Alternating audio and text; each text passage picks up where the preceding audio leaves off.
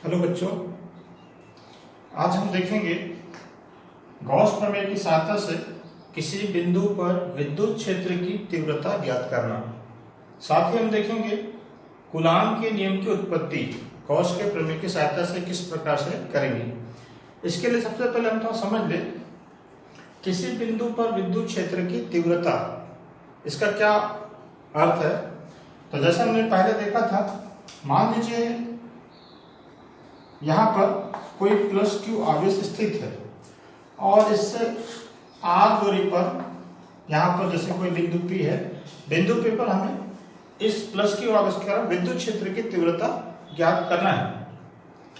तो विद्युत क्षेत्र की तीव्रता का जो अर्थ है कि जैसे हम लोग जानते हैं कि प्लस क्यू आवेश स्थित है तो इसके चारों तरफ विद्युत क्षेत्र होगा और विद्युत क्षेत्र में मान लीजिए यहाँ पर कोई बिंदु पी है, तो इस बिंदु पर विद्युत क्षेत्र की तीव्रता का जो अभिप्राय है कि मान लीजिए यहाँ पर हम कोई एक आवेश रखे हैं Q0, बिंदु P पर विद्युत क्षेत्र की तीव्रता इस Q0 एक Q0 परीक्षण आवेश है जिसका परिमाण बहुत ही अल्प होता है, जिसको हम परीक्षण आवेश कहते हैं। तो प्लस Q आवेश के कारण इस परीक्षण आवेश पर लगने वाला बल F और परीक्षण आवेश Q0 के अनुपात को इस बिंदु पर विद्युत क्षेत्र की तीव्रता कहते हैं। तो E बराबर F अपॉन Q0। अगर हम Q0 आवेश को हम एकांक आवेश मान लें तो एकांक आवेश जिसका परिणाम इकाई हो, तो एकांक आवेश पर लगने वाला बल को भी हम विद्युत क्षेत्र की तीव्रता कह सकते हैं। तो यहाँ पर जो हमने लिया हुआ है कि Q0 आवेश परीक्षण आवेश है, तो इस स्थिति पर परीक्षण आवेश पर लगने वाला बल और परीक्षण आवेश का अनुपात बिंदु P पर विद्युत क्षेत्र की तीव्रता कहलाएगी।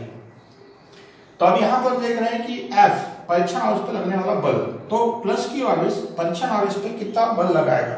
तो हम इसको कूलाम के नियम से इसका मान रखें तो E बराबर F 1/4 पाई एप्सिलॉन 0, दोनों आवेशों के परिणाम गुणनफल Q0 बटे दूरी का वर्ग r स्क्वायर।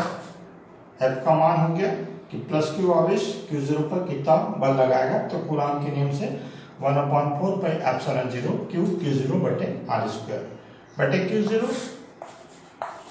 ये यहाँ देख रहे हैं Q0 से Q0 कैंसिल हो गया, तो E बराबर 1/4 पाई एप्सिलॉन 0 Q बटे r स्क्वायर। और विद्युत क्षेत्र की तीव्रता का जो मात्रक होता है, जो कि बल बटे आवेश है, बल का मात्रक न्यूटन और आवेश का मात्रक कूलाम। इस प्रकार इसका मात्रक न्यूटन बटे कूलाम होता है। तो यहाँ तो हमने देखे कि जो विद्युत क्षेत्र की तीव्रता का जो सूत्र हमको प्राप्त होता है E बराबर 1/4 एप्सिलॉन 0 Q बटे r स्क्वायर। यहाँ पर हमने गॉस के प्रमेय का उपयोग अभी नहीं किया है, तो ये बिना गॉस के प्रमेय से विद्युत क्षेत्र की तीव्रता निकालना है, किसी बिंदु के कारण विद्युत क्षेत्र की तीव्रता। अब हम लोग देखेंगे इसी चीज को कि गॉस के प्रमेय की सहायता से किसी बिंदु पर, तो जैसे कोई आवेश है और उसके कारण किसी बिंदु पर विद्युत क्षेत्र की तीव्रता हम गॉस के प्रमेय की सहायता से किस प्रकार से ज्ञात करेंगे।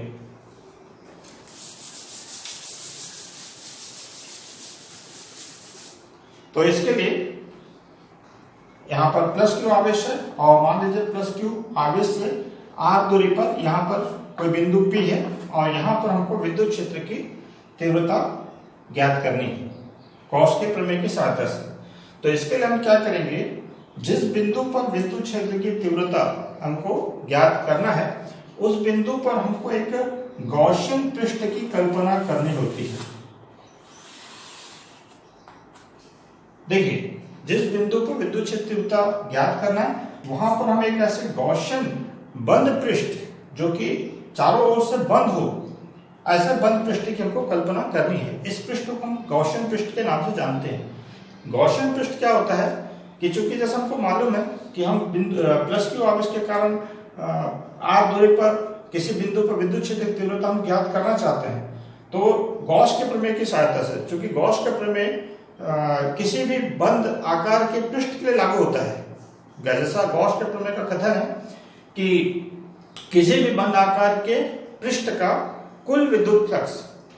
तो यहाँ पर एक बंद पृष्ठ की बात की जा रही है। किसी भी आकार के बंद पृष्ठ से बद्ध कुल विद्युत फ्लक्स का मान उस पृष्ठ के अंदर उपस्थित कुल आवेश का 1/ε0 गुना होता है। तो यहाँ पर देखिए हमको एक बंद पृष्ठ की आवश्यकता थी, तो हमको यहाँ पर जिस बिंदु पर, याद रखिए जब कभी भी हम गॉस के प्रमेय की सहायता से इसके आगे जितने भी एप्लीकेशन हम करेंगे तो हमको एक तरीका अपनाना होता है। इसमें सबसे पहले जिस बिंदु पर आप विद्युत क्षेत्र की तीव्रता ज्ञात करनी है उस बिंदु पर हमको एक गॉसियन बंद पृष्ठ की कल्पना करनी होती है। यहाँ पर देख रहे हैं हमने एक बंद पृष्ठ की कल्पना किया हुआ है और इस बंद पृष्ठ के प्रत्येक बिंदु पर इस प्लस क्यू आवेश के कारण विद्युत क्षेत्र की तीव्रता का परिमाण समान होगा, लेकिन जो दिशा है वो दिशा इस बंद पृष्ठ जो कि गोलाकार है उसके त्रिज्यीय दिशा में बाहर की ओर होगी। तो सबसे पहला काम हमारा होता है गॉसियन पृष्ठ की कल्पना करना। अब इस गॉसियन पृष्ठ का हमको निकालना है कुल विद्युत फ्लक्स। तो इसके लिए जो हम तरीका अपनाते हैं, सबसे पहले ये जो बड़ा सा पृष्ठ है इसको हम छोटे छोटे पृष्ठों से बना हुआ मान लें। सबसे पहले हम एक छोटा सा अल्प पृष्ठ लेंगे और उस अल्प पृष्ठ का विद्युत फ्लक्स निकालेंगे और उसका अगर हम समाकलन कर दें तो हम इस प्रकार से पूरे पृष्ठ का विद्युत फ्लक्स ज्ञात कर सकते हैं।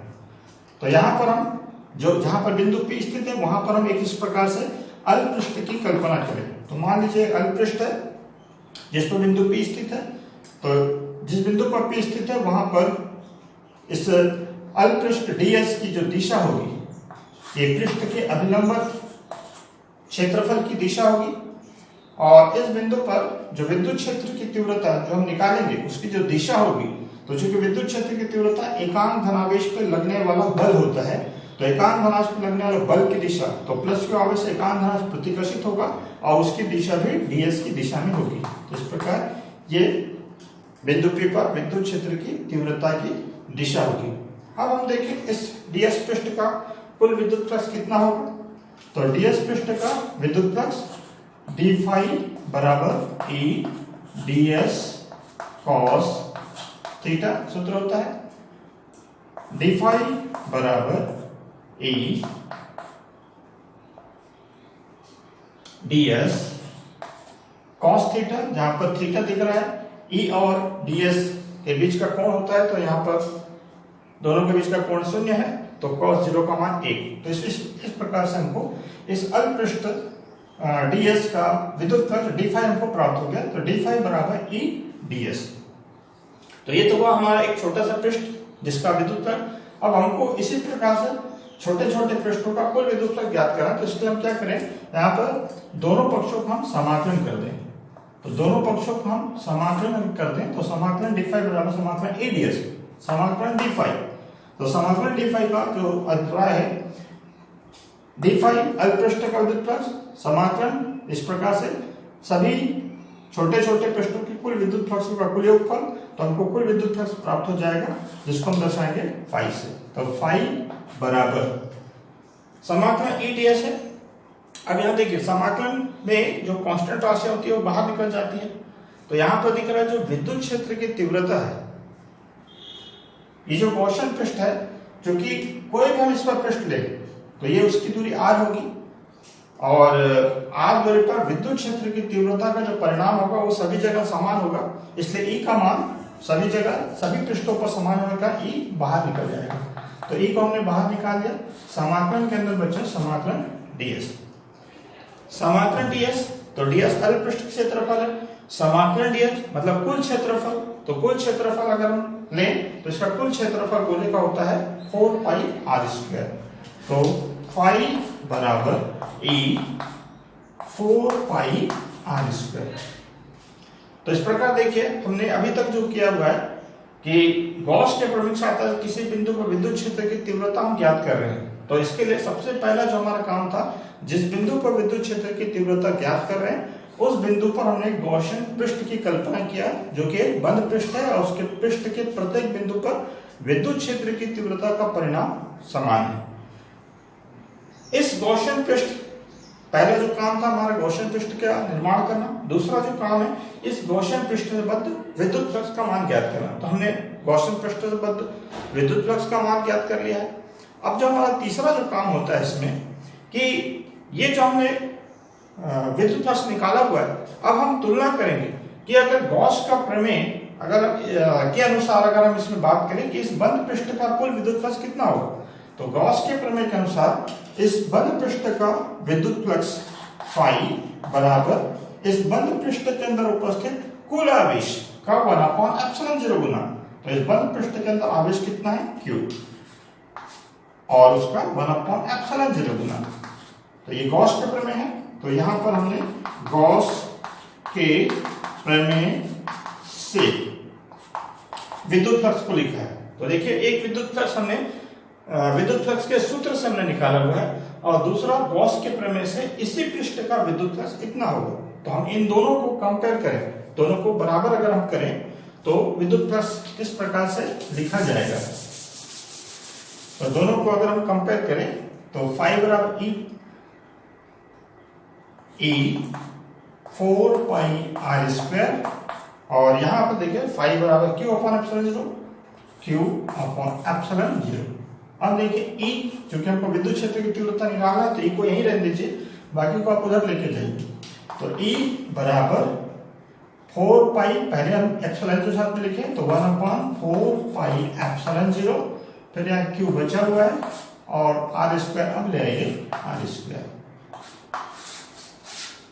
न्यूटन बटे कूलम। तो इस प्रकार से हम प्लस Q आवेश के कारण किसी बिंदु पर विद्युत क्षेत्र की तीव्रता निकाल सकते हैं। तो देखिए पहले हमने देखा था कि बिना गॉस के प्रमेय की सहायता से विद्युत क्षेत्र की तीव्रता हम कैसे निकालेंगे, उसके बाद हम देखा कि गॉस के प्रमेय की सहायता से किसी बिंदु पर विद्युत क्षेत्र की तीव्रता कैसे निकालेंगे। अब देखिए इसी डेरिवेशन में अगर हम थोड़ा सा और आगे बढ़ा दें तो हम गॉस के प्रमेय की सहायता से कूलाम के नियम की उत्पत्ति भी कर सकते हैं। तो इसके लिए आपको अलग से कुछ करने की आवश्यकता नहीं है, ये जो डेरिवेशन में किया हुआ है इसी को हमको थोड़ा सा आगे बढ़ाना है।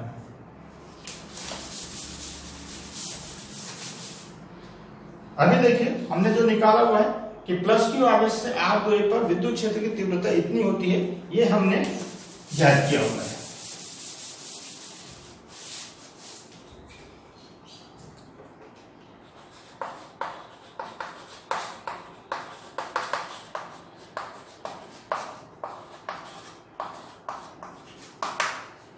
गॉस के प्रमेय की सहायता से कूलाम के नियम की उत्पत्ति। तो अभी तक देखिए हमने जितना किया हुआ है उतना करने के बाद उसके आगे जो हम करेंगे, तो अभी हमने निकाल लिया हुआ है कि ये जो बिंदु P स्थित है, बिंदु P पर विद्युत क्षेत्र की तीव्रता। तो यहां तक जो डेरिवेशन किया हुआ है ये हमको करना है। उसके बाद हम यहां लिखेंगे बिंदु P पर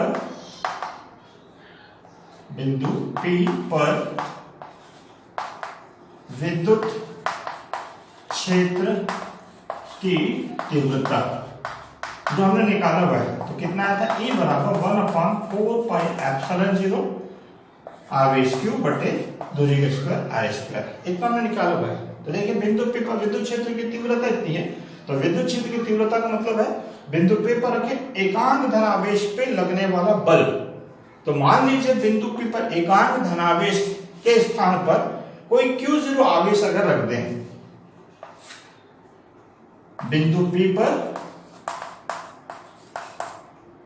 Q0 आवेश रखने पर, तो अगर हमने बिंदु P पर कोई Q0 आवेश रख दे तो Q0 पर कितना बल लगेगा, तो चूंकि इस बिंदु पर विद्युत क्षेत्र तीव्रता E है, तो उस बिंदु पर अगर हम कोई Q0 आवेश रखेंगे तो Q0 पर लगने वाला बल F बराबर होगा Q0 × E। एकांक आवेश रखते हैं तो उस पर लगने वाला बल E, तो एकांक आवेश के स्थान पर Q0 रखेंगे तो Q0 पर Q0 गुना बल बढ़ जाएगा, तो Q0 × E। तो इस प्रकार से बिंदु P पर रखे Q0 आवेश पे लगने वाला बल F बराबर Q0 × E।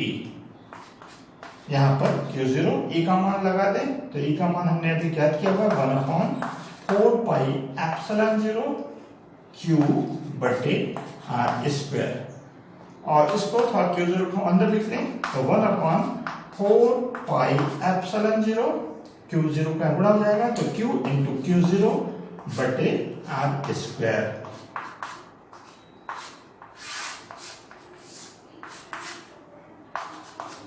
देखिए ये दिख रहा है आपको, यही आपका कूलाम का नियम का सूत्र होता है, F बराबर 1/4πε0 Q0 बटे r स्क्वायर। तो जैसे हम जानते हैं कूलाम का नियम, किन्हीं दो बिंदु आवेश, तो यहाँ पर मान लीजिए एक बिंदु आवेश है Q और यहाँ पर एक बिंदु आवेश है Q0 जिनके बीच की दूरी r है।